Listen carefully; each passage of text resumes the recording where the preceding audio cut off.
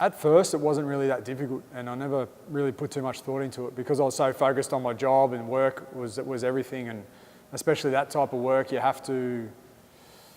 At that time of the generation, I guess is the best way to put it, even though it was not that long ago.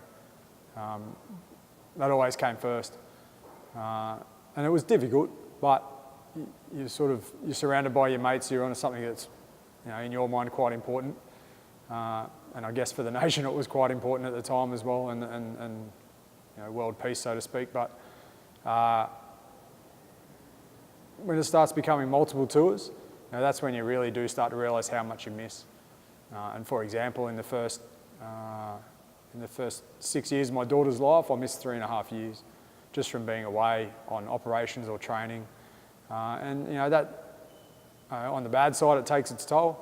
But on the good side, it certainly kept my marriage fresh because it's always sort of a honeymoon period every time you come back. But it's not as easy or as romantic as that. But it's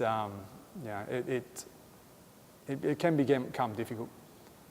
And coming back was always the hardest part. The leaving was difficult, but coming back was certainly the hardest part. I found with my daughter in particular, around about the 5-year mark, when she was around 5 or 6, is when she really started to grasp that I wasn't going to be around for a period of time.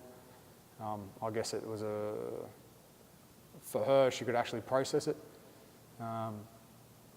When I had my son, it was kind of towards the back end of us going away for long periods of time. So for him, it's very different. He feels it more when I go away now because has not really grown up with it, more so. But for my daughter, I can really notice the difference that, yeah, she does miss me when I go away, but it's not a big deal for her. She's used to processing that Dad's just not around sometimes. Yeah. Whereas for my boy, it's a bit different. Maybe it's a father-son thing, I don't know, but